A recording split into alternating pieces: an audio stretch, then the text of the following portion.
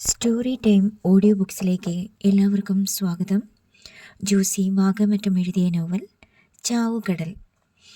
ജോജോയ്ക്ക് ഇരുന്നിട്ട് ഇരിപ്പുറയ്ക്കുന്നില്ല, നടന്നിട്ട് ദൂരം തീരുന്നുമില്ല. കിടക്കുന്ന കാര്യം ആലോചിക്കാനേ വയ്യ. റെജീന ഇരുട്ടത്ത് കട്ടിലിൽ നിശ്ചേഷ്ടയായി ഇരിക്കുന്നത് പിശാചിൻ്റെ നിഴൽ പോലെ അവ്യക്തമായി കാണാം. വരാന്തയിലെ ലൈറ്റിൻ്റെ ഇത്തിരി വെട്ടം വെന്റിലേഷനിലൂടെ മേൽത്തട്ടിൽ വീശുന്നുണ്ട്. തൻ്റെ ഭാര്യ കാണിച്ചു വെച്ച പോക്രിത്തരത്തെക്കുറിച്ച് ആലോചിക്കും തോറും ജോജോയ്ക്ക് കലി കയറും. ആ രഹസ്യം പരസ്യമായാലുള്ള ഭവിഷ്യത്തിനെക്കുറിച്ച് ഓർക്കുമ്പോൾ ആ കലിയടങ്ങി അയാൾ തണുത്തു ചൂളുകയും ചെയ്തു. KCM ഹോസ്പിറ്റലിലെ ലേബർ റൂം അയാൾ പലതവണ മനസ്സിൽ കണ്ടു. ഒരു തൊട്ടിലിൽ എമിലി ചേച്ചി പ്രസവിച്ച കുഞ്ഞ്, മറ്റൊരു തൊട്ടിലിൽ കാരക്കാട്ടെ എൽസമ്മ പ്രസവിച്ച കുഞ്ഞ്, വേറെയും തൊട്ടിലുകൾ, കുഞ്ഞുങ്ങൾ, അവരുടെ കരച്ചിൽ. റെജീനി എന്ന പൂതന എമിലി ചേച്ചി പ്രസവിച്ച കുഞ്ഞിനെ എടുക്കുന്നു. അതിനെ എൽസമ്മ പ്രസവിച്ച കുഞ്ഞിൻ്റെ അടുത്ത് തൊട്ടിലിൽ കിടത്തുന്നു.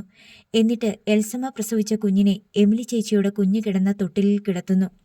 ആ കുഞ്ഞുങ്ങൾ പിറന്നിട്ട് 1-2 ദിവസമേ ആയിട്ടുള്ളൂ. പെട്ടെന്ന് തിരിച്ചറിയാൻ പറ്റുന്ന പ്രത്യക്ഷ ലക്ഷണങ്ങളൊന്നുമില്ല. അടിമുടി ഫ്ലാനലിൽ പൊതിഞ്ഞ കുഞ്ഞ്.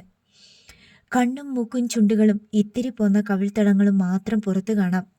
നിറവ്യത്യാസമുണ്ടെങ്കിൽ മാത്രം സംശയം തോന്നാം. രണ്ടും ഒരേ അപ്പൻ്റെ മക്കൾ, ചോര കുഞ്ഞുങ്ങൾ. സംഭവിക്കാവുന്ന കാര്യമാണ്. ജോജോ റെജീനയെ നോക്കി. അവളുടെ താടിക്ക് കുത്തിപ്പിടിച്ച മുഖത്തോടടുപ്പിച്ച് പല്ല് കടിച്ച് ചീറി. നീ പറഞ്ഞതെല്ലാം സത്യമാണോടി വിവരം കെട്ടവളെ? ഞാനെന്തിനാ കള്ളം പറയണേ? നീ വെച്ചു മാറിയത് തന്നെയല്ലേ? അതെ, ഒരൊറ്റ തേപ്പ് വെച്ച് തന്നാലുണ്ടല്ലോ. എന്നാ സൂക്കേടനാ നീ അങ്ങനെ ചെയ്തേ? അതുകൊണ്ട് നിനക്ക് എന്ത് ഗുണം കിട്ടി? എന്ത് കിട്ടിയെന്നോ? എൻ്റെ ചേച്ചിയുടെ മോന് ഒരു കഷ്ടപ്പാടും അനുഭവിക്കണ്ട.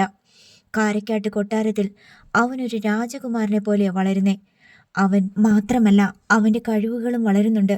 അവൻ്റെ സംഗീതം, അവൻ്റെ ചിത്രരചന, അവൻ്റെ വയലിൻ. അവൻ ലോകം മുഴുവൻ അറിയപ്പെടുന്ന കലാകാരനായിട്ട് മാറും. അതിനു പകരം എമിലി ചേച്ചിയുടെ വീട്ടിൽ അവൻ വളർന്നിരുന്നെങ്കിലോ, ചെല്ലിക്കടപ്പുറത്തൂടെ തെണ്ടി നടക്കേണ്ടി വന്നേനെ. റെജീന തൻ്റെ മനസ്സിലിരിപ്പ് വെളിപ്പെടുത്തി. അവൻ ആരായി തീർന്നാലും നിനക്കതുകൊണ്ട് എന്നാ ഗുണം കിട്ടുമടി? എനിക്ക് സന്തോഷിക്കാമല്ലോ. ഡാൻഡസിനെ പറ്റി പറയുമ്പോഴെല്ലാം ഞാൻ ഞങ്ങളുടെ വല്യപ്പച്ചനെ പറ്റി പറഞ്ഞുകൊണ്ടിരുന്നത് വെറുതെയാണെന്നാണോ നിങ്ങളെല്ലാം കരുതിയേ? എൻ്റെ വിവരക്കേട് കൊണ്ട് പറയുവാണെന്ന് അല്ലേ? എമിലി ചേച്ചിയുടെ മോനായതുകൊണ്ടാ ഞാൻ പറഞ്ഞത്. ഞങ്ങളുടെ വല്യപ്പച്ചൻ്റെ തനി സ്വരൂപം, എല്ലാ കഴിവുകളും അതേപടി അവന് കിട്ടിയിട്ടുണ്ട്. എടി പൊട്ടി, അതുകൊണ്ട് എമിലി ചേച്ചിക്ക് എന്തെങ്കിലും ഗുണമുണ്ടോ? നിനക്കെന്തെങ്കിലും ഗുണമുണ്ടോ? ഗുണമുണ്ടോയെന്ന് ചോദിച്ചാൽ എനിക്കറിയാലോ ഡാൻഡസ് ആരാണെന്ന്. അറിഞ്ഞിട്ടെന്താ കാര്യം? സന്തോഷിക്കുകയും അഭിമാനിക്കുകയും ചെയ്യാലോ. എടി, അതിപ്പോഴത്തെ അവസ്ഥ. അന്ന് ആശുപത്രി വെച്ച് നിനക്കറിയായിരുന്നോ നിന്റെ വല്യപ്പച്ചൻ്റെ സകല ഗുണങ്ങളും അവന് കിട്ടിയിട്ടുണ്ടെന്ന്? അവൻ വലിയ സംഗീതജ്ഞനും ചിത്രകാരനുമായി വരുമെന്ന്? ഇല്ലല്ലോ. അന്ന് എനിക്കറിയത്തില്ല. പിന്നെന്തിനു നീ അന്നങ്ങനെ ചെയ്തു? ഒരു കാരണം പറ. അതോ എൻ്റെ ചേച്ചിയെ നശിപ്പിച്ച ആ പട്ടി മുതലാളിയോട് പകരം വീട്ടാൻ വേണ്ടി ചെയ്തതാ. എങ്ങനെ പകരം വീട്ടാൻ? അയാളുടെ സ്വന്തം മകനല്ലേ ചെല്ലിക്കടപ്പുറത്ത് കിടന്ന് കഷ്ടപ്പെടുന്നത്. ഇപ്പം അവൻ ജീവിച്ചിരിപ്പുണ്ടോയെന്ന് പോലും അറിയത്തില്ല. എടി, ആ ഡാൻഡസും അയാളുടെ സ്വന്തം മകനല്ലേ. അയാൾക്കിപ്പോൾ ആരായാലും എല്ലാം ഒരുപോലെയല്ലേ? എന്ന് ആര് പറഞ്ഞു? ഒരുപോലെ ആയിരുന്നെങ്കിൽ അയാൾ ശൗര്യനെ മടിയിലെടുത്ത് വെച്ച് ലാളിച്ചേനെ. അങ്ങനെ ചെയ്തോ അയാൾ? ഇല്ല. ശൗര്യയോട് അയാൾക്ക് എന്നാ കലിപ്പാണെന്ന് അറിയോ ചേട്ടന്? എനിക്കറിയായിരുന്നു അയാൾ അങ്ങനെയേ ചെയ്യത്തുള്ളെന്ന്. ലോകത്തെ എല്ലാ മുതലാളിമാരും അങ്ങനെയാ. ജാരസന്തതികളെ കണ്ണെടുത്താൽ കണ്ടുകൂടാ. അയാളുടെ വീട്ടിൽ അയാൾ മടിയിൽ വെച്ച് ലാളിച്ച് വളർത്തേണ്ട മോനെയാ അയാൾ പേപ്പട്ടിയെ പോലെ വെറുത്തത്. അയാളുടെ സ്വന്തം ഭാര്യ പ്രസവിച്ച മകനെ, എമിലി ചേച്ചി പ്രസവിച്ച കൊച്ചിനെ അയാൾ സ്വന്തം വീട്ടിൽ കൊണ്ടുപോയി രാജകുമാരനെ കണക്ക് വളർത്തേണ്ടി വന്നില്ലേ? അതാ എൻ്റെ പകരം വീട്ടിലെ. അതേ ഞാൻ ഉദ്ദേശിച്ചുള്ളൂ. എടി കോവർ കഴുതേ, അയാളത് അറിയുന്നുണ്ടോന്നാണോ നിന്റെ വിചാരം? അയാളുടെ വിചാരം അയാളുടെ മോൻ വലിയ കലാകാരനും സുന്ദരനും സൽസ്വഭാവിയും ഒക്കെയാണെന്നല്ലേ? അതിനെന്തെങ്കിലും മാറ്റമുണ്ടോ? അയാളുടെ അഭിമാനത്തിന് എന്തെങ്കിലും കുറവുണ്ടോ? പക്ഷേ ശരിക്കിനുള്ള മോനല്ലല്ലോ. ശരിക്കിനുള്ള മോൻ തെണ്ടിപ്പറിക്ക് നടക്കുവല്ലായിരുന്നോ? എടി, ഏത് മോനായാലും അയാളുടേതല്ലേ. അയാൾക്ക് എന്താ നഷ്ടം? നിന്റെ ചേച്ചിക്കാ നഷ്ടം വന്നത്. ആ വിവരം നിനക്കറിയാമോ? ഡാൻഡസിനെ പോലെ കഴിവുള്ള ഒരു കലാകാരൻ, സുന്ദരൻ, സ്വന്തം വയറ്റിൽ പിറന്നിട്ടും നിന്റെ ചേച്ചിക്ക് അവനെ കിട്ടിയോ? കൊടുത്തു വിട്ടില്ലേടി നീ കാരക്കാടന്? എന്നിട്ടൊരു പരട്ട കൊച്ചിനെ നീ നിന്റെ ചേച്ചിക്ക് കൊടുത്തു. എടി, തലയ്ക്ക് വെളിവുള്ള ആരെങ്കിലും ചെയ്യുന്ന പണിയാണോ അവനവൻ്റെ നല്ലതിനെ എടുത്ത് വല്ലവനും കൊടുത്തിട്ട് കണ്ടവൻ്റെ ചീഞ്ഞതിനെ എടുത്ത് തോളെ വെച്ചുകൊണ്ട് നടക്കുക? ഇതിൻ്റെ പേരാണോടി പ്രതികാരം? ഇതെന്നാ കോപ്പിലെ പ്രതികാരമാണടി മരക്കഴുതേ? ഒരു നിമിഷം റെജീനയ്ക്കും തോന്നി എല്ലാം തിരിഞ്ഞു മറിഞ്ഞു പോയെന്ന്. ആകെ ഒരു ചിന്താക്കുഴപ്പം. അമളി പറ്റിയോ?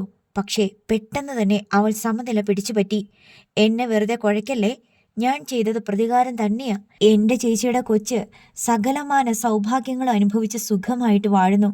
കാരക്കാട്ട് ബംഗ്ലാവിൽ സുഖിച്ചു വളരേണ്ട കൊച്ച് ഒരു പീറ ചെറുക്കനായിട്ടും അവനെ കണി കാണാൻ പോലുമില്ല. ഒന്നുകിൽ ചത്തുപോയി, അല്ലെങ്കിൽ നാട് വിട്ടുപോയി. ആർക്കാ നഷ്ടം? എൻ്റെ ചേച്ചിക്ക് വല്ല നഷ്ടമുണ്ടോ? എൽസമ്മയുടെ കൊച്ച് പോയി, അത്ര തന്നെ. ഇപ്പോൾ ജോജോയ്ക്ക് സംശയമായി. താൻ പറഞ്ഞു സ്ഥാപിച്ചതെല്ലാം തകിടം മറിഞ്ഞു. എടി, അന്തിമ ഫലം നോക്കുമ്പോൾ എന്താ? നിന്റെ ചേച്ചിക്ക് കൊച്ചില്ല, എൽസമ്മയ്ക്ക് കൊച്ചുണ്ട്. ആർക്കാ നഷ്ടം? എൽസമ്മയ്ക്ക് എത്ര നാളുണ്ട് ആ കൊച്ചിൻ്റെ അവകാശം? ഞാൻ സത്യം തുറന്നു പറയുന്നത് വരെ, റെജീന വീറോടെ പറഞ്ഞു. നീ സത്യം തുറന്നു പറയാനോ? ആരോട്? ജോജോ കണ്ണുമിഴിച്ചു. ഈ ലോകത്തോട്, സകലരോടും. എന്താ? ഇപ്പോൾ എനിക്ക് ഉറപ്പായി നിനക്കൊരു കന്നാലിയുടെ ബോധം പോലും ഇല്ലെന്ന്. സത്യം തുറന്നു പറയാൻ പോയാ പിറ്റേ ദിവസം നീ ജയിലില്ല. നീ ഒരു 10 കൊല്ലം കിടക്കും ജയിലിൽ. ഒരു മൂളേ ഇല്ലാണ്ട് ഊളത്തരം പറയുന്നു. എടി, നീ കാരക്കാട്ട് സൈമൺ മുതലാളിയുടെ മകനെയും എമിലി ചേച്ചിയുടെ മകനെയും തമ്മിൽ വെച്ചു മാറിയെന്നറിഞ്ഞ സൈമൺ മുതലാളി ഒരു തോക്കെടുത്തോണ്ട് വന്ന് അതിൻ്റെ കുഴല് നിന്റെ നെറ്റിയിലോട്ട് മുട്ടിച്ചു വെച്ചോണ്ട് അതിനകത്തെ ഉണ്ടയെല്ലാം തീരുന്നത് വരെ വെടിവെക്കും. അറിയോടി നിനക്ക്? എൻ്റെ മോനെ എങ്ങാനും അങ്ങനെ ആരെങ്കിലും വെച്ചു മാറിയെന്ന് ഞാൻ അറിഞ്ഞ അവനെ ഞാൻ കാട്ടാന ചവിട്ടി അരയ്ക്കുന്നത് പോലെ അരയ്ക്കും. റെജീനയ്ക്ക് അതൊരു വെളിപാടായിരുന്നു. താൻ ചെയ്തത് ഭയാനകമായ കുറ്റകൃത്യമാണെന്നോ അതിന് നിയമപരമായ ശിക്ഷാ നടപടികൾ നേരിടേണ്ടി വരുമെന്നോ അവൾ നാളിതുവരെ ചിന്തിച്ചിട്ടുണ്ടായിരുന്നില്ല. 10 കൊല്ലം മുമ്പ് ഞാനൊരു കുസൃതി കാണിച്ചിട്ടുണ്ട്. വേണമെങ്കിൽ ഞാൻ എല്ലാവരോടും തുറന്നു പറഞ്ഞേക്കാം എന്നൊരു മനസ്ഥിതിയായിരുന്നല്ലോ തനിക്കെന്ന് അവൾ ചിന്തിച്ചു. ജീവൻ വരെ അപകടത്തിലാകുന്ന വിഷയമാണെന്ന് ഇപ്പോഴാണ് ബോധ്യപ്പെടുന്നത്. നിന്റെ എമിലി ചേച്ചിയുണ്ടല്ലോ, ഈ വിവരം അറിഞ്ഞാൽ നിന്നെ ഓടിച്ചിട്ട് 10 തല്ലും. ജോജോ മറുവശത്തെ പ്രതികരണവും വെളിപ്പെടുത്തി കൊടുത്തു. ഞാൻ ആ സ്കൂളിൽ വെച്ച് സൈമൺ മുതലാളിയോട് പറയാൻ വാ തുറന്നതാ. അയാൾ ഒന്നുകൂടെ എരികേറ്റിയിരുന്നെങ്കിൽ ഞാൻ പറഞ്ഞു പോയനെ. എൻ്റെ നാക്കിൻ്റെ തുമ്പത്ത് വരെ വന്നതാ. എൻ്റെ കർത്താവേ, ദൈവം കാത്തു. വെറുതെയല്ല നിന്റെ കയ്യെ പിടിച്ച് വലിച്ചോണ്ട് പോരാൻ എനിക്ക് തോന്നിയത്. ഒരു കാര്യം നീ ഓർത്തോ റെജീനെ, നിനക്കൊരിക്കലും ആ സത്യം ആരോടും പറയാൻ പറ്റില്ല. അന്ന് നിന്റെ ജീവിതം തീരും.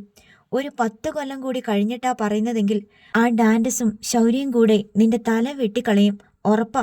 നീ ഇത് വേറെ ആരോടെങ്കിലും പറഞ്ഞിട്ടുണ്ടോടി? ഇല്ല, ചേട്ടനോട് മാത്രമേ പറഞ്ഞിട്ടുള്ളൂ. എന്നോടായതുകൊണ്ട് സാരമില്ല. എന്നാലും നീ സൂക്ഷിക്കണം. എന്നെ ദേഷ്യം പിടിപ്പിക്കരുത്, എന്നെ വെല്ലുവിളിക്കരുത്, എൻ്റെ അടുത്ത് അനുസരണക്കേട് കാട്ടരുത്. നിന്റെ തലയ്ക്ക് മീതെ എപ്പോഴും ഒരു വാള് തൂങ്ങിക്കിടപ്പുണ്ടെന്ന ഓർമ്മ വേണം. ചേട്ടൻ എന്നെ ഒറ്റിക്കൊടുക്കുവോ? എന്നെ അനുസരിച്ച ഒരു കുഴപ്പവും വരില്ല. ജോജോ താക്കീത് നൽകി. താൻ ഒരു വലിയ ഭൂതത്തെയാണ് കുടത്തിനുള്ളിൽ പിടിച്ചു വെച്ചിരിക്കുന്നതെന്ന് റെജീനയ്ക്ക് മനസ്സിലായി. രാവിലെ 5 മണി മുതൽ 8 മണി വരെയുള്ള ആയുർവേദ ചികിത്സാ സഹായിയായി നിന്നിട്ട് ചെറുവെള്ളവും തുഴഞ്ഞ് കരയിൽ നിന്ന് പാല് വാങ്ങാനും മുട്ട വാങ്ങാനും ഇറങ്ങിത്തിരിച്ചതായിരുന്നു ശൗരി. ഇപ്പോൾ താൻ താമസിക്കുന്ന ദ്വീപിൻ്റെ ഏകദേശ ഘടന അവന് മനസ്സിലായിട്ടുണ്ട്. തുരുത്തിൻ്റെ മുൻഭാഗത്ത് പമ്പയാർ, പിൻഭാഗത്ത് മണിമലയാർ, ഇടത് ഭാഗത്ത് മാർത്താണ്ഡം കായൽ, വലത് ഭാഗത്ത് പള്ളിക്കായൽ. 4 വശവും വിശാലമായ ജലാശയങ്ങൾ. ബോട്ട് മാർഗമല്ലാതെ പോക്കുവരവില്ല. ശൗരി വള്ളം തുഴഞ്ഞുപോയി പമ്പയാറിൻ്റെ മറുതീരത്തെ വീടുകളിൽ നിന്ന് പാലും മുട്ടയും ശേഖരിച്ചു. പമ്പയാറ്റിൽ വെള്ളപ്പൊക്കമാണ്. കുട്ടനാടിൻ്റെ വയലോലകൾ മുഴുവൻ വെള്ളം കയറിക്കിടക്കുന്നു. മണിമലയാറ്റിലും വെള്ളപ്പൊക്കം തന്നെ. പക്ഷേ ശൗരിക്കും അവൻ്റെ കൊച്ചുവള്ളത്തിനും അതൊന്നും ബാധകമല്ല. 10:30 മണിയോടെ അവൻ റിസോർട്ടിൽ തിരിച്ചെത്തി. ഇനി പാചകത്തിന് സഹായിക്കണം. പച്ചക്കറി അരിയണം, അരി കഴുകണം, തേങ്ങ ചിരകണം, അങ്ങനെ കുറേ ജോലിയുണ്ട്. ശൗരി എന്തൊക്കെ ജോലികൾ ചെയ്യണമെന്ന് ബേബി ചായൻ നിർദ്ദേശിച്ചിട്ടുണ്ട്. അതിൽ കൂടുതലായി അവനെ കൊണ്ട് ജോലി ചെയ്യിക്കാൻ ആരെങ്കിലും ശ്രമിച്ചാൽ അത് നടക്കില്ല. ബേബി ചായൻ അറിഞ്ഞാൽ അതിനെ പ്രേരിപ്പിച്ചവർക്ക് ശകാരവും കിട്ടും. ശൗര്യയുടെ ശമ്പളവും ബേബി ചായനാണ് നിശ്ചയിച്ചത്. ദിവസം 50 രൂപ. അതുകൂടാതെ ശൗരി ചൂണ്ടയിട്ടും മീൻ പിടിച്ചും പൈസയുണ്ടാക്കി. ശൗരിക്കുട്ടി ചൂണ്ടയിട്ട് പിടിക്കുന്ന മീനിന് മാർക്കറ്റ് വിലയുടെ നേർപകുതി വിലയാണ് ബേബി ചായൻ കണക്കാക്കിയത്. അതിൻ്റെ കാരണം, ഒന്നാമത് ശൗരി ഡ്യൂട്ടി സമയത്താണ് ചൂണ്ടയിടുന്നത്. 2, ശൗരി ആ മീൻ മാർക്കറ്റിൽ കൊണ്ടുപോയി വിറ്റാൽ ബേബി ചായൻ കൊടുക്കുന്നതിനേക്കാൾ 5-10 രൂപയുടെ വ്യത്യാസത്തിൽ കൂടുതലൊന്നും കിട്ടാനില്ല. ശൗര്യയുടെ ശമ്പളം ബേബി ചായൻ തന്നെയാണ് സൂക്ഷിക്കുക.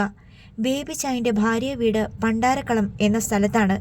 ആഴ്ചയിൽ ഒരിക്കൽ ബേബി ചായൻ ഭാര്യ വീട്ടിൽ പോകും. ശൗര്യയുടെ ശമ്പളം പോസ്റ്റ് ഓഫീസ് അക്കൗണ്ടിൽ നിക്ഷേപിക്കും. അതിൻ്റെ പാസ്ബുക്ക് അവനെ കാണിക്കും. മിക്കപ്പോഴും അവന് സാമാന്യം നല്ല ടിപ്പും കിട്ടാറുണ്ട്. പ്രകൃതി ചികിത്സയ്ക്ക് വരുന്ന സായിപ്പന്മാർ, മദാമ്മമാർ, അന്യസംസ്ഥാനക്കാർ, അറബികൾ തുടങ്ങിയവർ ചികിത്സ കഴിഞ്ഞു പോകുമ്പോൾ ശൗര്യയെ വിളിച്ച് എന്തെങ്കിലും കൊടുക്കും. 50-100 ചിലപ്പോൾ കിട്ടും. ഒരിക്കൽ മദാമ്മ അവന് 500 രൂപ സമ്മാനിച്ചു. ജോലി ചെയ്യുന്നതിൽ ശൗര്യയ്ക്കുള്ള ശുഷ്കാന്തിയാണ് ഏവർക്കും അവനോട് ഇഷ്ടം തോന്നാനുള്ള കാരണം. ആത്മാർത്ഥമായി ജോലി ചെയ്യും. മെയ് അനങ്ങാതെ കള്ളത്തരം കാണിക്കുന്ന പണിക്കാരോട് ബേബി ചായൻ ശൗര്യയെ ഉദാഹരിച്ച് പറയും. ശൗര്യയെ കണ്ടു പഠിക്കും നിങ്ങൾ. അവന് കിട്ടുന്ന ശമ്പളത്തേക്കായാലും സ്നേഹം ചെയ്യുന്ന ജോലിയോടാ.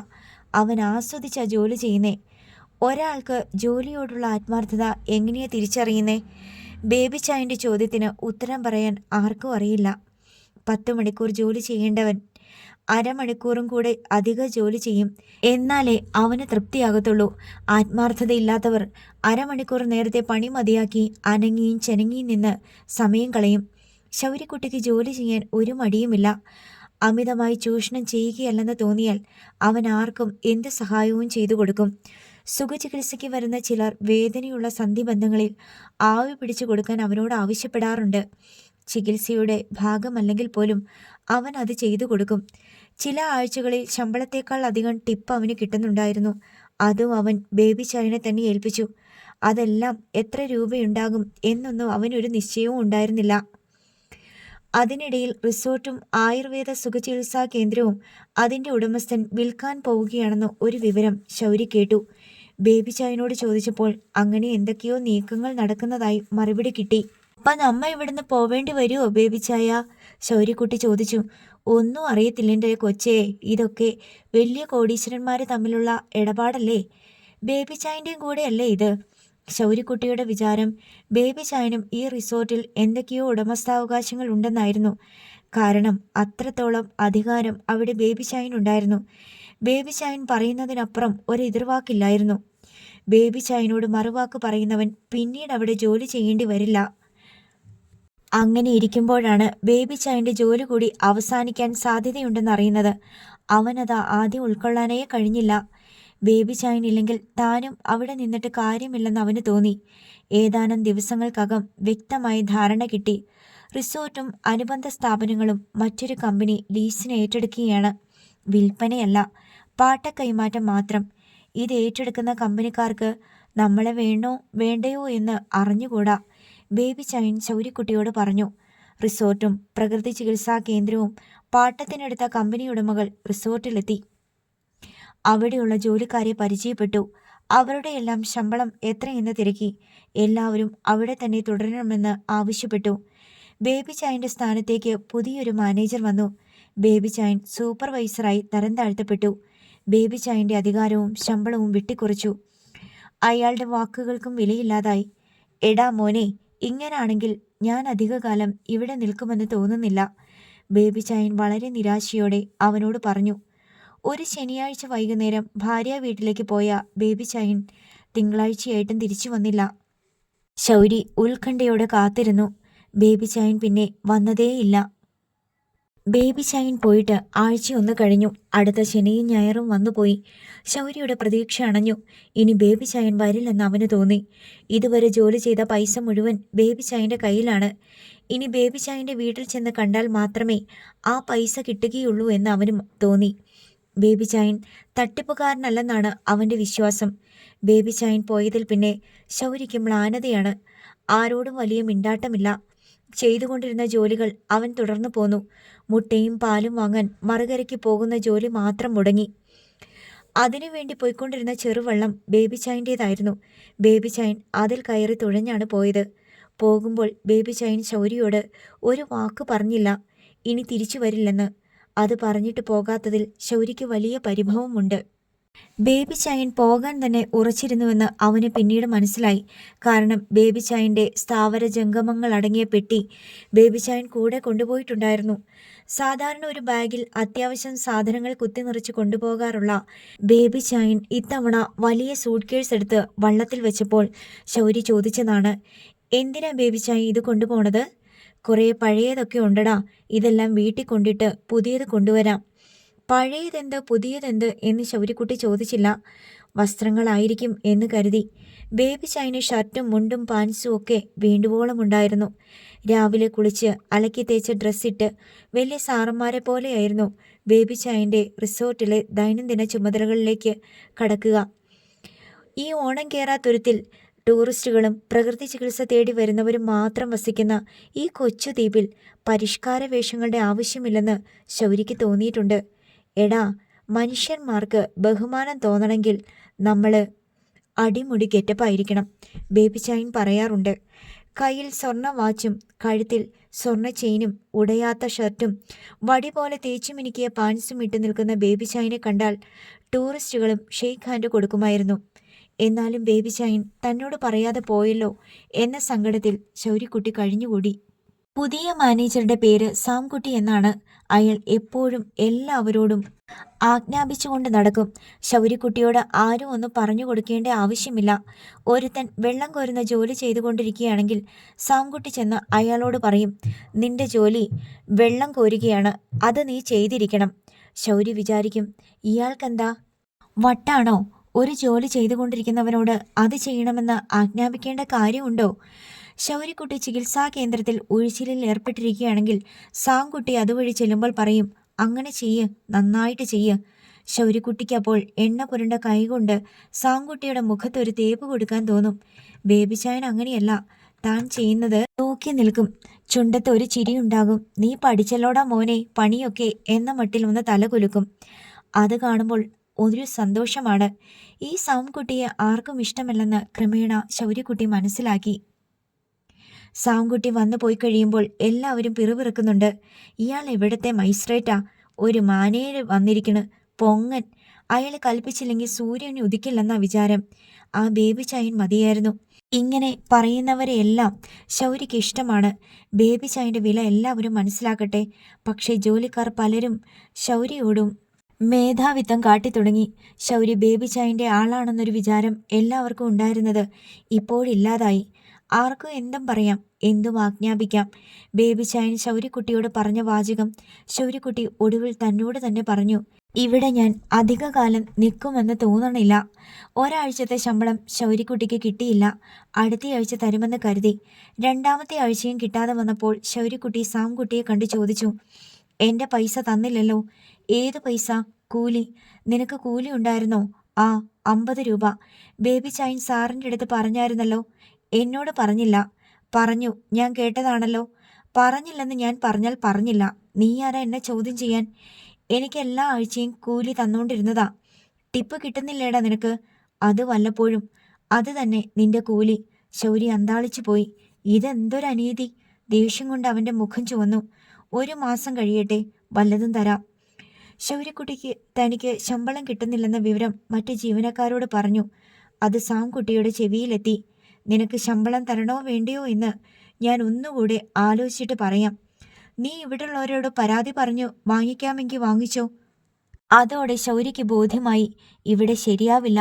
കടിച്ചു പിടിച്ച് ശൗരി 1 മാസം കൂടി നിന്നു. അതിനിടയ്ക്ക് മറ്റൊരു സംഭവം കൂടി ഉണ്ടായി. ബേബി ചായൻ്റെ പകരക്കാരനായി സൂപ്പർവൈസർ ജോലിക്ക് നിയമിച്ച കുഞ്ഞപ്പന് ശൗരിയോട് പ്രേമം. തരം കിട്ടുമ്പോഴൊക്കെ ശൗരിയെ ചേർത്ത് പിടിക്കുന്നു, തലയിൽ തടവുന്നു, ദേഹത്ത് തഴുകുന്നു. എഞ്ചിൻ വെച്ച വള്ളത്തിലാണ് റിസോർട്ടിലേക്കുള്ള ചരക്കെടുക്കാൻ കുഞ്ഞപ്പൻ പോവുക. തിരിച്ചു വരുമ്പോൾ ശൗരിക്ക് ചോക്ലേറ്റും ജിലേബിയും ലഡുവും ഒക്കെ വാങ്ങിക്കൊണ്ടുവന്ന് കൊടുക്കും. ശൗരി ചോറുണ്ണുമ്പോൾ ടൂറിസ്റ്റുകൾക്ക് വേണ്ടി വറുത്ത് വെച്ച കരിമീൻ ഒരെണ്ണം പുഷ്പം പോലെ എടുത്തു കൊടുക്കും. അങ്ങനെ 2-4 ദിവസം കഴിഞ്ഞപ്പോൾ കുഞ്ഞപ്പൻ ശൗരിയോട് പറഞ്ഞു, എടാ, നീ ആ തണുപ്പത്ത് വള്ളപ്പെരയിൽ കിടക്കണ്ട, എൻ്റെ കൂടെ മുറിയുടെ വരാന്തേ വന്ന് കിടന്നു. വേണ്ട, ഞാൻ ഇവിടെ കിടന്നോളാം. ശൗരി പറഞ്ഞു. എടാ എനിക്ക് പേടിയായിട്ടാ ഞാനിങ്ങനെ കായലിൻ്റെ നടുക്ക് വന്ന് ഒറ്റയ്ക്ക് കിടന്നിട്ടില്ല. പേടിച്ചിട്ടാണെങ്കിൽ പോയി കൂട്ടുകിടക്കാം എന്ന് ശൗര്യ സമ്മതിച്ചു. വരാന്തയിൽ പായ വിരിച്ച ശൗര്യയോട് കുഞ്ഞപ്പൻ അലിവ് കാട്ടി. എടാ ഇത് ഡിസംബറാ, ഭയങ്കര തണുപ്പാ. നീ തണുപ്പത്ത് കിടക്കണ്ട, അകത്തോട്ട് പാ വിരിച്ചു കിടന്നു. അങ്ങനെയാവാം, വിരോധമില്ല എന്ന മട്ടിൽ ശൗര്യക്കുട്ടി അകത്ത് ടൈൽസ് പാകിയ തറയിൽ പായ വിരിച്ചു കിടന്നു. കുഞ്ഞപ്പൻ കട്ടിലിലും കിടന്നു. ശൗര്യ മയക്കം പിടിച്ചു വന്നതും ദേഹത്ത് പാമ്പിഴയും പോലെ ഒരു സ്പർശനം അനുഭവപ്പെട്ട് പിടഞ്ഞെഴുന്നേറ്റിരുന്നു. അപ്പോൾ സീൽക്കാരം പോലെ ഒരു ശബ്ദം ചെവിയിൽ കേട്ടു. എടാ ശൗരി, ഞാനാ, നീ പേടിക്കണ്ട. നീ ഉണ്ടോന്ന് തപ്പി നോക്കിയതാ, കിടന്നോടാ. ശൗരിക്കത് മനസ്സിലായില്ല. ഉണ്ടോന്ന് തപ്പി നോക്കിയത്രേ. ഇവിടെ കിടന്ന് താൻ എവിടെ പോകാനാണ്? അല്പം കഴിഞ്ഞ് വീണ്ടും സ്പർശനം. പാമ്പിഴയുന്നത് പോലെ ദേഹത്ത് കൈയൊടുന്നു. പാമ്പിഴഞ്ഞ് കഴുത്തിലെത്തുന്നു. കഴുത്തിൽ നിന്ന് കയറി മുഖത്തുകൂടി ഇഴയുന്നു. ശൗര്യക്കുട്ടി വീർപ്പടക്കി. അവന് ശ്വാസം മുട്ടുന്ന പോലെ തോന്നി. പേടിയും വല്ലായ്മയും ആകാംക്ഷയും അവനെ ചൂഴ്ന്നു. അവൻ്റെ മേൽ ചുറ്റിക്കൊണ്ടിരുന്ന പാമ്പിനെ കുടഞ്ഞുകൊണ്ട് അവൻ പിടഞ്ഞെഴുന്നേറ്റു. പാമ്പ് അവനെ ചുറ്റി ഒരിഞ്ഞ് കീഴ്പ്പെടുത്താൻ ശ്രമിച്ചു. പാമ്പിൻ്റെ ചുറ്റഴിഞ്ഞ് പിടുത്തം വിടുവിച്ചു. കുതറി എഴുന്നേറ്റ ശൗരി ഞൊടിയിടയിൽ വാതിൽ തുറന്നു. ശൗരി, ഇവിടെ വാടാ, നീ പേടിക്കണ്ടെന്ന് പറഞ്ഞില്ലേ? പിന്നാലെ പാമ്പ് ചീറി. ശൗരി മുറ്റത്തേക്ക് ഓടിയിറങ്ങി വള്ളപ്പുരയിലെത്തി. ദേഷ്യം കൊണ്ടും ദുഃഖം കൊണ്ടും അവൻ്റെ ഉടൽ വിറകൊള്ളുന്നുണ്ടായിരുന്നു. ശൗരി പമ്പാ നദിക്കരയിലെ കൽക്കെട്ടിനു മീതെ കൂടി രാത്രി ആകാശം വിതറിയ മങ്ങിയ നാട്ടുവെളിച്ചത്തിലൂടെ നടന്നു. അവന് കുഞ്ഞപ്പനോട് എന്തെന്നില്ലാത്ത ദേഷ്യം തോന്നി. ആ തുരുത്തിനോടും റിസോർട്ടിനോടും അവന് ദേഷ്യം തോന്നി. ലോകത്തോട് മുഴുവൻ അവന് കലിപ്പായി. വള്ളപ്പുരയിൽ നിന്ന് കുഞ്ഞപ്പൻ്റെ വിളിയൊച്ച അവൻ കേട്ടു. ശൗരി, എടാ ശൗരി. അവൻ മിണ്ടാതെ നിന്നു. കുഞ്ഞപ്പൻ അവിടെ ടോർച്ച് തെളിച്ച് നോക്കുന്നുണ്ട്. ടോർച്ചിൻ്റെ വെളിച്ചം എത്താത്തിടം വരെ ശൗരി നടന്നുപോയി. രാവിലെ ഒരു ചവിട്ട് കിട്ടിയാണ് ശൗരി ഞെട്ടി കണ്ണു തുറന്നത്. നോക്കുമ്പോൾ കുഞ്ഞപ്പൻ കലി പൂണ്ടു നിൽക്കുന്നു. രാത്രി എവിടെ പോയി കിടക്കുകയായിരുന്നടാ കഴിവറുടെ മോനെ നീ? എണീറ്റ് പോയി ജോലി ചെയ്യടാ. ശൗരി പിടഞ്ഞെഴുന്നേറ്റു. രാവിലെ കിഴിക്കും പിഴിച്ചലിനും ആളുണ്ടെന്ന് നിനക്കറിയാവുന്നതല്ലേടാ. ശൗരി ഇതുവരെ കണ്ടിട്ടില്ലാത്തൊരു മുഖം കുഞ്ഞപ്പന്. അവൻ എഴുന്നേറ്റ് നടക്കവേ കുഞ്ഞപ്പൻ അവൻ്റെ പുറകിൽ ഒരു തൊഴി കൂടി കൊടുത്തു. ശൗരി തിരിഞ്ഞു നിന്നിട്ട് കുഞ്ഞപ്പനെ തറപ്പിച്ചൊന്ന് നോക്കി. എന്തടാ നോക്കി പേടിപ്പിക്കുന്നടാ നായേ? കുഞ്ഞപ്പൻ ചീറിക്കൊണ്ടു ചെന്നു. ശൗരി പ്രകൃതി ചികിത്സാ കേന്ദ്രത്തിലേക്ക് പോയി. അവിടെ ചെന്നപ്പോൾ ശൗരിക്ക് ആശാന്റെ വക ചീത്തവിളി വേറെയും കിട്ടി. പകൽ മുഴുവൻ അവന് പിടിപ്പത് ജോലിയുണ്ടായിരുന്നു. അവിടെ എത്തിയതിനു ശേഷം ആദ്യമായി അവന് താൻ ചെയ്യുന്ന ജോലിയോട് വെറുപ്പ് തോന്നി. പാചകത്തിന് സഹായിക്കാൻ അടുക്കളയിൽ ചെന്നപ്പോഴും അവൻ ജോലിയിൽ അലംഭാവം കാട്ടി ചീത്തവിളി കേട്ടു. സുഖചികിത്സ തേടി വന്ന ഏതാനും ചിലർ ഉഴിച്ചിലിനും പിഴിച്ചിലിനുമായി രാത്രിയും ചികിത്സാ കേന്ദ്രത്തിലുണ്ടായിരുന്നു. കുഞ്ഞപ്പൻ അതുവഴി വന്നപ്പോൾ ശൗരിയും മർമാണി ചികിത്സകൻ ഔതമൂപ്പനും കൂടി ഒരു രോഗിയെ കമിഴ്ത്തിയിട്ട് പിഴിച്ചിൽ നടത്തുകയാണ്. ഔതമൂപ്പൻ എണ്ണത്തോടിയുടെ വലതുഭാഗത്ത്, ശൗരി ഇടതുഭാഗത്തും. കുഞ്ഞപ്പൻ അല്പനേരം നോക്കി നിന്നിട്ട് ശൗരിയെ നോക്കി ആക്രോശിച്ചു. എടാ, ഇങ്ങനെയാണോടാ ജോലി ചെയ്യുന്നേ? ശൗരി കണ്ണു മിഴിച്ച് കുഞ്ഞപ്പനെ നോക്കി. ഔതമൂപ്പനെ നോക്കി. കുഞ്ഞപ്പൻ കൈ വലിച്ച് അവൻ്റെ കരണക്കുറ്റിക്ക് ഒറ്റയടി. ശൗരിയുടെ കണ്ണിൽ തീപ്പൊരികൾ മിന്നി. നോക്കി നിൽക്കാതെ ജോലി ചെയ്യടാ. ശൗരിക്കുട്ടിയുടെ കണ്ണിലെ തീപ്പൊരികൾ അണഞ്ഞു. അവിടെ ഇരുട്ട് മാത്രമായി. വീണ്ടും വെളിച്ചം വന്നപ്പോഴേക്കും കുഞ്ഞപ്പൻ നടന്നു കഴിഞ്ഞു. അയാൾ എന്തിനാടാ ശൗരി നിന്നെ തല്ലിയത്? ഔതമൂപ്പൻ ചോദിച്ചു. ശൗരി അതിന് മറുപടിയൊന്നും പറഞ്ഞില്ല. രാത്രി ശൗരി ഉറങ്ങാൻ കിടക്കും മുമ്പ് കുഞ്ഞപ്പൻ എവിടെയെന്ന് നോക്കി. അയാൾ കിടപ്പുമുറിയുടെ മുന്നിലെ വരാന്തയിലിരുന്ന് ബ്രാൻഡി കുടിക്കുകയും മിക്സ്ചർ വാരി തിന്നുകയും ചെയ്യുന്നത് കണ്ടു. ശൗരി രാത്രി അടുക്കളയുടെ പിന്നിലെ സ്റ്റോർ മുറിയിൽ ചാക്ക് വിരിച്ച് അതിനു മീതെ കിടന്നുറങ്ങി. കുഞ്ഞപ്പനെ പേടിച്ചിട്ടായിരുന്നു അത്. രാവിലെ നേരത്തെ ഉണർന്ന് അവൻ ചികിത്സാ കേന്ദ്രത്തിലേക്ക് പോയി. അവിടുത്തെ ജോലി കഴിഞ്ഞ് തിരിച്ചു വന്ന് സാം കുട്ടിയെ കണ്ടു പറഞ്ഞു. നാളെ ക്രിസ്മസാ. അതെ, ക്രിസ്മസാ. അതിനെന്താ? സാം കുട്ടി ചോദിച്ചു. എനിക്ക് വീട്ടിൽ പോകണം. നീ എങ്ങനെ പോകാനാ?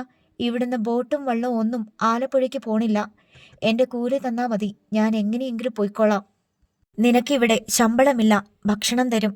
ടൂറിസ്റ്റുകളും സുഖചികിത്സയ്ക്ക് വരുന്നവരും തരുന്ന ടിപ്പാ നിന്റെ ശമ്പളം. ബേബി ചായൻ എനിക്ക് കൂലി തന്നോണ്ടിരുന്നതാ. എന്നാ നീ ബേബി ചായനോട് പോയി ചോദിക്ക്. എനിക്ക് വീട്ടിൽ പോണം. ശൗരി പിന്നെയും ആവശ്യപ്പെട്ടു. നീ വീട്ടിലും പോണില്ല, നാട്ടിലും പോണില്ല. മര്യാദയ്ക്ക് ഇവിടെ നിന്ന് ജോലി ചെയ്യ്. സാംകുട്ടിയുടെ സ്വരം കടുത്തു. എനിക്ക് പോണം. ശൗരി വാശി പിടിച്ചു. പോടാ എൻ്റെ മുന്നീന്ന്. മര്യാദയ്ക്ക് പറയുന്നതനുസരിച്ചാ നിനക്ക് 3 നേരം ഭക്ഷണം തരും. ഇല്ലെങ്കിൽ അതുമില്ല. എനിക്ക് വീട്ടിൽ പോണം. ശൗര്യക്കുട്ടി മൂന്നാമതും ആവർത്തിച്ചു. എന്നാ നീ പോ വീട്ടിലേക്ക്. അതൊന്ന് കാണട്ടെ. സാംകുട്ടി അവനെ പരിഹസിച്ചു. ശൗരി അല്പനേരം കൂടി അയാളുടെ മുന്നിൽ കാത്തു നിന്നിട്ട് വള്ളപ്പുരയിൽ പോയിരുന്നു. അടുക്കള പാചകക്കാരിൽ ഒരാൾ ശൗരിയെ തിരക്കി വന്നു. നീ എന്താ ഇവിടെ വന്നിരിക്കുന്നേ? അങ്ങോട്ട് വാടാ, അവിടെ നിറയെ ജോലി കിടക്കുന്നു. ഞാനിവിടുത്തെ ജോലി നിർത്തി. ശൗരി പറഞ്ഞു. നിർത്തിയെന്നോ? അതെന്താടാ? എനിക്ക് കൂലി തരത്തില്ലാന്ന് പറഞ്ഞു. ഞാൻ എൻ്റെ വീട്ടിലേക്ക് പോവുക. ആ, എന്നാ നീ പോ. ഞാൻ അറിഞ്ഞില്ല നീ പോവുകയാണെന്ന്. അയാൾ തിരിച്ചുപോയി. കുറെ കഴിഞ്ഞപ്പോൾ കുഞ്ഞപ്പൻ ശൗരിയെ തിരക്കി വന്നു. നീ എന്താടാ ജോലി ചെയ്യാതെ ഇവിടെ ഇരിക്കുന്നേ? ഞാൻ വീട്ടിൽ പോവുക. ഓഹോ, എവിടെയാടാ നിന്റെ വീട്? ചെല്ലിക്കടപ്പുറത്താ. നീ ഇന്ന് തന്നെ പോവോ? കുഞ്ഞപ്പൻ പരിഹാസ സ്വരത്തിൽ ചോദിച്ചു. ആ, പോകും. നീ ഇപ്പൊ എന്തിനാ വീട്ടിൽ പോണേ? നാളെ ക്രിസ്മസാ, എനിക്ക് പോണം.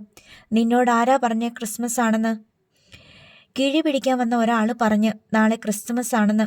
അയാൾ വെറുതെ പറഞ്ഞതായിരിക്കും നിന്നെ പറ്റിക്കാൻ. അല്ല, എനിക്കറിയാം. നിന്നെ കയറ്റിക്കൊണ്ടു പോകാൻ കപ്പൽ വരുവോടാ, അതോ വിമാനം വരുവോ? ഇവിടുന്ന് ആലപ്പുഴയ്ക്ക് ബോട്ട് പോകുമ്പോൾ ഞാൻ അതേ കയറി പൊക്കോളാം. നീ ഇവിടുന്ന് പോകുന്ന ഒരു ബോട്ടയിലും കയറി പോകില്ലട നായിൻ്റെ മോനെ. നീ വീട്ടിലും പോവില്ല, ഒരു മറ്റേടത്തും പോവില്ല. നീ പോയാ കുഞ്ഞപ്പൻ്റെ പേര് നിന്റെ പട്ടിക്കിട്ടു. ശൗരി ഭീതിയോടെ കുഞ്ഞപ്പനെ നോക്കി. എഴുന്നേറ്റ് പോയി ജോലി ചെയ്യടാ കൊച്ചു കഴിവേറി. കൂലി കിട്ടിയില്ലെങ്കിൽ നീ ജോലി ചെയ്യത്തില്ല അല്ലേടാ? എണീക്കടാ പൊല ഡാഷ് മോനെ. കുഞ്ഞപ്പൻ അവനെ തൊഴിച്ച് എഴുന്നേൽപ്പിച്ചു. 3 നേരം വയറു നിറച്ച് തിന്നാൻ തന്നപ്പം നിനക്ക് എല്ലിൻ്റെ ഇടയ്ക്ക് കുത്തുന്നു അല്ലേടാ? പറയുന്ന പോലെ ചെയ്തില്ലെങ്കിൽ നിന്നെ ഞാൻ പട്ടിണിക്കിട്ട് കൊല്ലും. പറഞ്ഞേക്കാം. പോടാ അടുക്കളയിലോട്ട്. ശൗരിക്ക് അനുസരിക്കുകയല്ലാതെ നിർവാഹമില്ലായിരുന്നു. രാത്രി ചികിത്സാ കേന്ദ്രത്തിലും പതിവ് പോലെ അവന് ജോലി ചെയ്യേണ്ടി വന്നു. കുഞ്ഞപ്പൻ അന്നും രാത്രി ട്രീറ്റ്മെൻറ്റ് റൂമിലേക്ക് വന്നു. ശൗരിയും ഔതമൂപ്പനും പിഴിച്ചിൽ നടത്തുന്നത് നോക്കി നിന്നിട്ട് അയാൾ ശൗരിയെ വിളിച്ചു. എടാ, ഇവിടെ വാടാ. ശൗരി അയാളെ സംശയത്തോടെ നോക്കി. കുഞ്ഞപ്പൻ കൈ കാട്ടി വിളിച്ചു. ശൗരി അടുത്തേക്ക് ചെന്നതും പുറം കൈകൊണ്ട് ചെകിട്ടത്ത് ഒറ്റയടി. ഇവൻ അഹങ്കാരം ഇത്തിരി കൂടുതലാ, അത് കുറയാൻ വേണ്ടിയാ, കുഞ്ഞപ്പൻ ഔതമൂപ്പനോട് പറഞ്ഞു. ശൗരി കുഞ്ഞപ്പനെ തന്നെ തുറച്ചു നോക്കിക്കൊണ്ട് നിന്നു. അവൻ്റെ നേർക്ക് കൈ ചൂണ്ടി പോയി ജോലി ചെയ്യടാ എന്ന് ആക്രോശിച്ചിട്ട് കുഞ്ഞപ്പൻ പോയി. രാത്രി പണിയെല്ലാം തീർത്ത് ഭക്ഷണവും കഴിച്ച ശേഷം ശൗരി നദിക്കരയിലെ കൽക്കെട്ടിലൂടെ വെറുതെ നടന്നു. പമ്പയുടെ മറുകരയിൽ പടക്കങ്ങൾ പൊട്ടുന്ന ഒച്ച അവന് കേൾക്കാമായിരുന്നു. ഇടയ്ക്ക് ഓരോ റോക്കറ്റുകൾ ആകാശത്തേക്ക് ഉയരുന്നു. ചെല്ലിക്കടപ്പുറത്തെ തൻ്റെ വീട്ടിലും നാളെ ക്രിസ്മസ് ആണല്ലോ എന്ന് ശൗരി ഓർത്തു. ഏതാനും ക്രിസ്മസ് രാത്രികൾ അവൻ്റെ സ്മരണയിലുണ്ട്. അമ്മയും താനും ജാനറ്റും ഡെന്നിച്ചനും വെല്ലുമ്മച്ചിയും വിൻസി ആൻറ്റിയും കൂടി രാത്രി പള്ളിയിൽ പോയി ഉണ്ണി യേശുവിനെ കണ്ട് പാദം മുത്തിയ ക്രിസ്മസ് രാത്രികൾ. പടക്കം പൊട്ടിക്കുകയും കമ്പിത്തിരിയും പൂത്തിരിയും കത്തിച്ച് മിന്നിക്കുകയും ചെയ്ത ക്രിസ്മസ് രാത്രികൾ.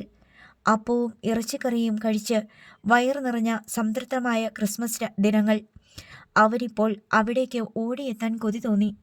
അവരോടൊപ്പം പള്ളിയിൽ പോകാനും ഉണ്ണി യേശുവിനെ മുത്തുവാനും പൂത്തിരി കത്തിച്ച് പടക്കം പൊട്ടിച്ച് അതിൻ്റെ ശബ്ദം കേട്ട് നടുങ്ങാനും അടുക്കളയിൽ വേവുന്ന ഇറച്ചിക്കറിയുടെ മണം ആസ്വദിക്കാനും എന്തെന്നില്ലാത്തൊരു വെമ്പൽ.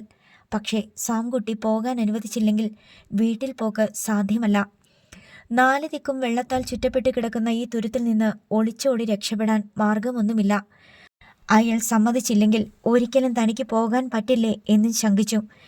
എന്നും ശമ്പളമില്ലാതെ ജോലി ചെയ്യേണ്ടി വരുന്നത് അവൻ ഓർക്കാൻ കൂടി വയ്യ. പിറ്റേന്നും അവൻ സാംകുട്ടിയെ സമീപിച്ച് വീട്ടിൽ പോകാൻ അനുവാദം ചോദിച്ചു. നിന്നോട് പോകണ്ടെന്ന് ഇന്നലെ പറഞ്ഞതല്ലേ, നീ എന്തിനാ പിന്നെയും ചോദിക്കുന്നേ? എനിക്ക് വീട്ടിൽ പോണം. ഇനി ഒരു തവണ കൂടി നീ ഇങ്ങനെ പറഞ്ഞ നിന്റെ ചെകിട്ടത്ത് ഞാൻ അടിക്കും. സാംകുട്ടി ഭീഷണിപ്പെടുത്തി. എൻ്റെ കൂലി തന്നില്ല. ശൗരി പരാതിപ്പെട്ടു. പോടാ എൻ്റെ മുമ്പിൽ നിന്ന്, നിനക്ക് ശമ്പളം ഇല്ലെന്ന് ഇന്നലെ പറഞ്ഞതല്ലേ. ശൗരിക്ക് അതോടെ പ്രതീക്ഷയേറ്റു. ഇവിടുന്ന് ഒരിക്കലും തനിക്ക് മോചനമില്ല. പകൽ ജോലി ചെയ്യുമ്പോഴെല്ലാം അവൻ ഗഹനമായ ചിന്തയിലായിരുന്നു. ക്രിസ്മസ് ആയതിനാൽ അന്ന് രാത്രി സുഖചികിത്സയ്ക്ക് 2 പേർ മാത്രമേ ഉണ്ടായിരുന്നുള്ളൂ. പിഴിച്ചിലിനുള്ള ആളും പഞ്ചകർമ്മ ചികിത്സയ്ക്ക് വരുന്ന മറ്റൊരാളും. പിഴിച്ചിലിനുള്ള എണ്ണ സ്റ്റാൻഡിൽ വെച്ച് ചൂടാക്കാനുള്ള ജോലി ശൗരിയുടേതാണ്. അവൻ പതിവിലും നേരത്തെ എണ്ണ സ്റ്റൗവിൽ വെച്ചു. ഒരു സ്റ്റൗവിൽ തീ കൂട്ടി വെച്ചു. മറ്റേ സ്റ്റൗവിൽ പാകത്തിനുള്ള തീയും ക്രമീകരിച്ചു. ഔതമൂപ്പൻ പിഴിച്ചിലിന് വന്നപ്പോൾ ഒരു ചെരുവത്തിലെ എണ്ണ തിളച്ചു കിടക്കുകയാണ്. അതിന് ഔതമൂപ്പൻ്റെ ശകാരം കണക്കിന് കിട്ടി. ആ എണ്ണപാത്രം അടുപ്പിൽ നിന്ന് വാങ്ങി മാറ്റി വെച്ചിട്ട് ശൗര്യക്കുട്ടി മറ്റൊരു പാത്രത്തിൽ എണ്ണ ചൂടാക്കാൻ വെച്ചു. പിഴിച്ചിൽ തുടങ്ങി ഏതാണ്ട് അരമണിക്കൂറായപ്പോൾ കുഞ്ഞപ്പൻ അവിടെ മേൽനോട്ടത്തിനെത്തി. ഇന്നലത്തെ പോലെ ശൗര്യയെ അടുത്തേക്ക് വിളിച്ചിട്ട് ചോദിച്ചു, നിന്റെ അഹങ്കാരം കുറഞ്ഞോടാ? ശൗര്യക്കുട്ടി അയാളെ അടിമുടി നോക്കി. ഇല്ല, അവൻ കൂസലിന്നെ പറഞ്ഞു. ഔതമൂപ്പൻ തലയുയർത്തി ശൗര്യയെ നോക്കി. ഇല്ലേ, ഇന്നാ ഇത് പിടിച്ചോടാ. കുഞ്ഞപ്പൻ അവൻ്റെ ഇടത്തേ കവിളത്ത് ഒറ്റയടി. നിനക്കൊരു ക്രിസ്തുമസ് സമ്മാനം ഇരിക്കട്ടെ. കുഞ്ഞപ്പൻ വാതിൽക്കലേക്ക് തിരിഞ്ഞു നടന്നു. ശൗര്യ പോയി മുമ്പേ തിളപ്പിച്ചു വെച്ചിരുന്ന എണ്ണച്ചെരുവം എടുത്തുകൊണ്ട് കുഞ്ഞപ്പൻ്റെ പിറകെ ചെന്നു. കുഞ്ഞപ്പൻ ട്രീറ്റ്മെൻറ്റ് റൂമിൽ നിന്ന് താഴേക്കുള്ള സ്റ്റെപ്പ് ഇറങ്ങിയതും ശൗര്യ ആ ചെരുവം അയാളുടെ തലയ്ക്ക് നേരെ ഉയർത്തി. ശൗരി എണ്ണച്ചെരുവം എടുത്തുകൊണ്ട് പോകുന്നത് നോക്കി ജിജ്ഞാസയോടെ നിൽക്കുകയായിരുന്ന ഔതമൂപ്പൻ, നീ എന്താടാ ശൗരിയെ കാണിക്കുന്നേ എന്ന് ചോദിക്കുമ്പോഴേക്ക് 8 ദിക്കും നടുങ്ങുമാറ് ഒരലർച്ചയുണ്ടായി. ഔതമൂപ്പൻ ഞെട്ടിത്തരിച്ചു. തല വഴി ഒഴുകിയ എണ്ണ മുഖവും ദേഹവും പൊള്ളിച്ചുകൊണ്ട് കുഞ്ഞപ്പൻ്റെ ഉടുവസ്ത്രങ്ങളെ കുതിർത്തു. കുഞ്ഞപ്പൻ അലറിക്കൊണ്ട് അങ്ങുമിങ്ങും ഓടി. ഒടുവിൽ പാഞ്ഞു ചെന്ന് അലക്കാനും കുളിക്കാനും വെള്ളം ശേഖരിച്ചു വെച്ചിരുന്ന കോൺക്രീറ്റ് വാട്ടർ ടാങ്കിൽ ചാടി അതിനകത്ത് കിടന്ന് പുളഞ്ഞു. നീ എന്നാ പോക്രിത്തരമാടാ കാണിച്ചേ എന്ന് ചോദിച്ചുകൊണ്ട് ഔതമൂപ്പൻ തനിക്ക് നേരെ വരുന്നത് കണ്ട് ശൗരി എണ്ണച്ചെരുവം വലിച്ചെറിഞ്ഞ് വള്ളപ്പുരയിലേക്ക് ഓടി. കുഞ്ഞപ്പൻ്റെ അലർച്ച കേട്ട് റിസോർട്ടിലുണ്ടായിരുന്ന സകല മനുഷ്യരും ഓടിക്കൂടി. ശൗരി തിളച്ച എണ്ണ തലവഴി ഒഴിച്ചതാണെന്നറിഞ്ഞ് സാംകുട്ടിയും മറ്റ് ജീവനക്കാരും ശൗരിയെ പിടികൂടാനായി വള്ളപ്പുരയിലേക്ക് പാഞ്ഞു. അടുത്ത ഭാഗം നാളെ.